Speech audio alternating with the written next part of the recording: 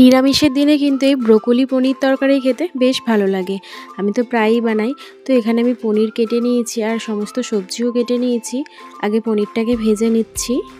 এরপর ব্রোকলিটা অল্প ভেজে নেব, জাস্ট কাঁচা গন্ধটা চলে যাওয়ার মতো। এবারে বাকি রান্নাটা আমি ঘি দিয়ে করব, তাই ঘি দিয়ে দিচ্ছি। আর ফোড়নে তেজপাতা, গোটা গরম মশলা, গোটা জিরে, এলাচ দিয়ে দিয়েছি।